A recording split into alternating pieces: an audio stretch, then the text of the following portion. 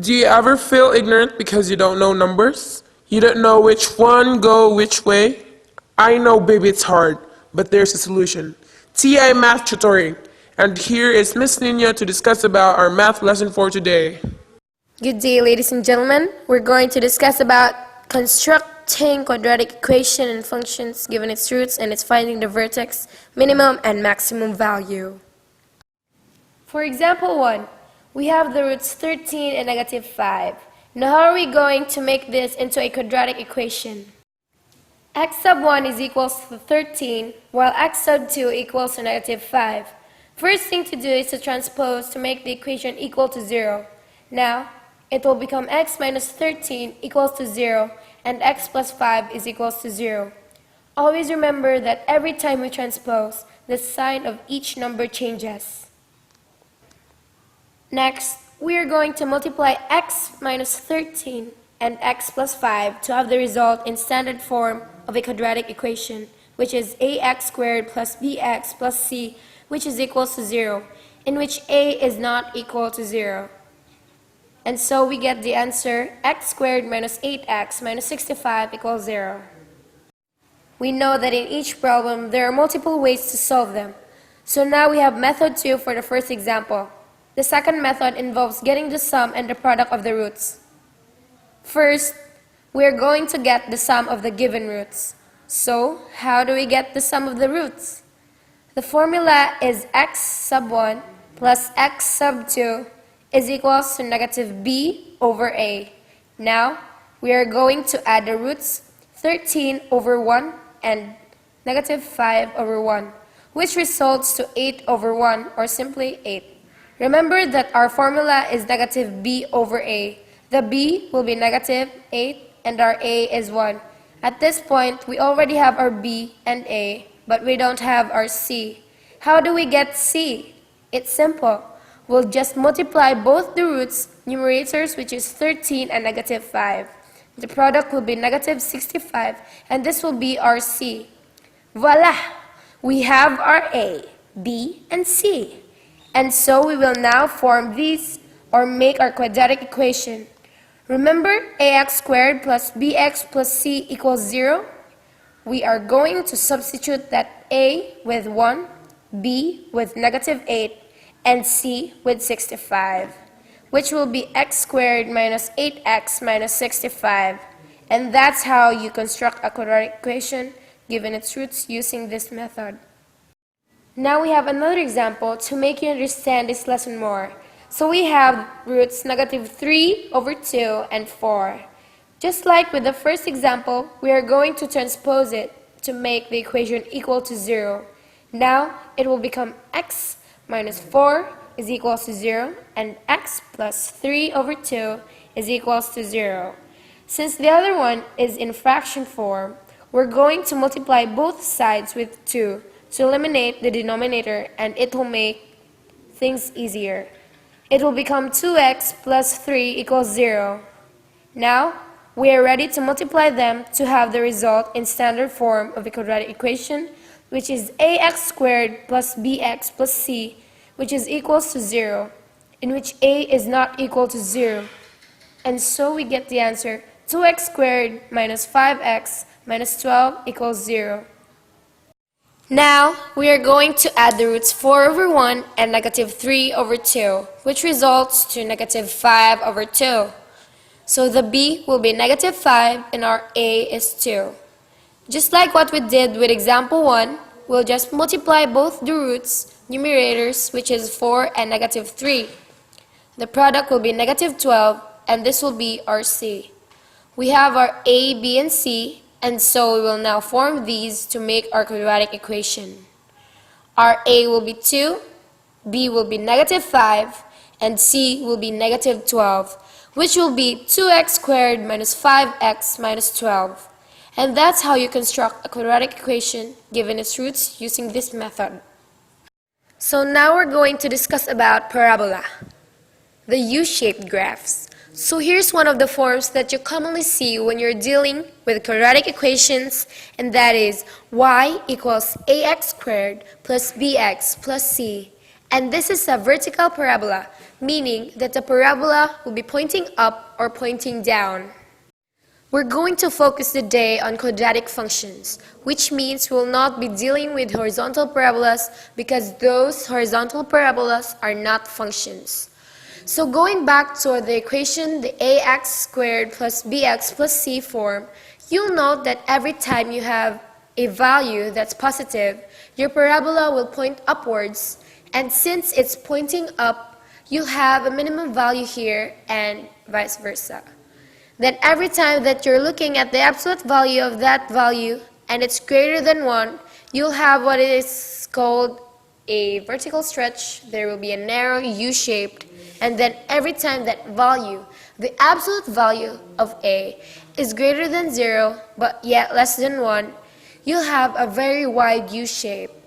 The most important point that you want to find when having the parabola is the vertex, the minimum or maximum value.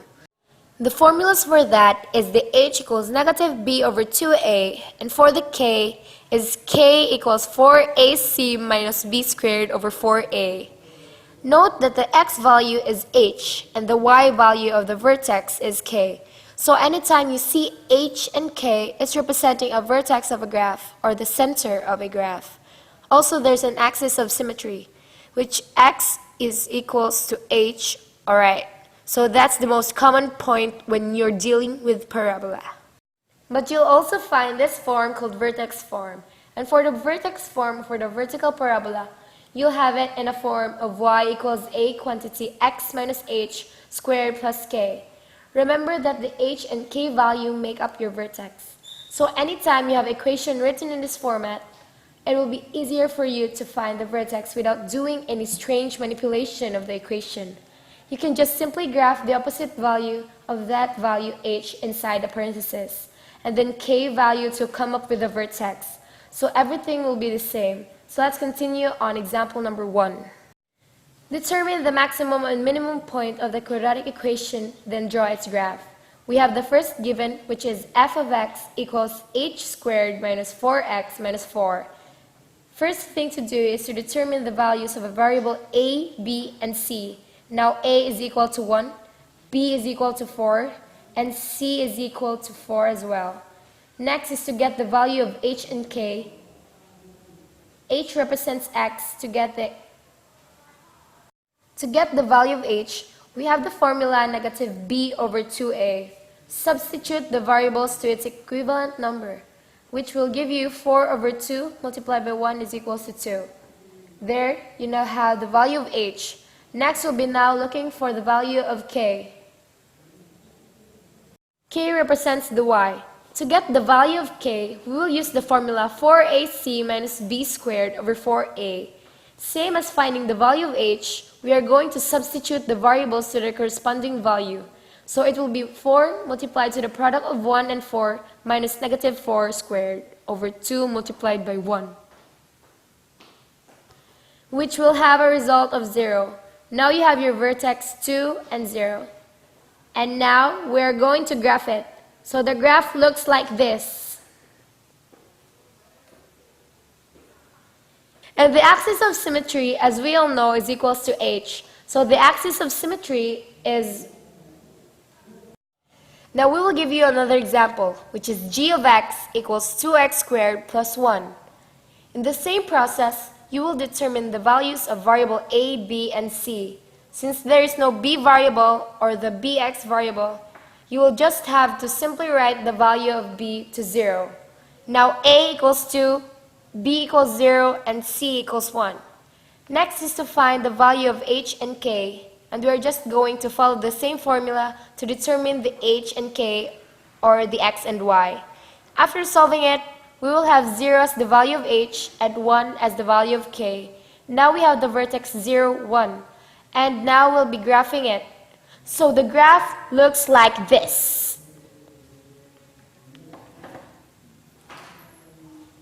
And the axis of symmetry is... Yes, you're right, 0. For the example 3, we will be using a different form for us to find the h and k, and that is the vertex form. So the equation given is f of x equals negative x squared plus 6x minus 5. Now, the next thing to do is to regroup the variables. So quantity x squared minus 6x and 5 will be moved outside the parenthesis. Now the next thing to do is the completing the square method. The formula for this is b over 2 squared, which results to 9. Always remember that whatever added or subtracted to the other side will also be done to the opposite side. So we are also going to add 9 to negative 5, which results to 4. The variables inside the parentheses are x squared minus 6x plus 9. The next step for this is to factor it out. Now it will become negative x quantity x minus 3 squared plus 4. 4 came from the sum of 9 and negative 5. From here, we can now determine the values of h and k, which is h is equals to 3 and k is equals to 4. Now let's graph it this time. So the graph looks like this.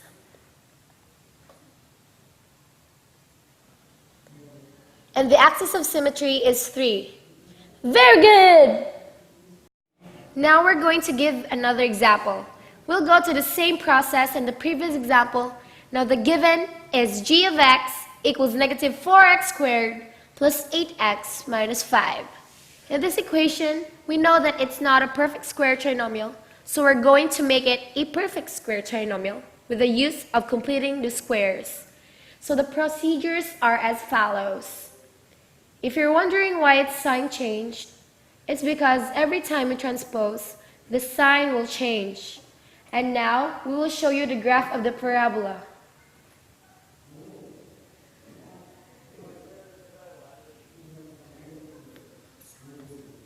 And the axis of symmetry is 1. So that's all for TI Math tutorials. We hope that you learned something about our lesson. Thank you!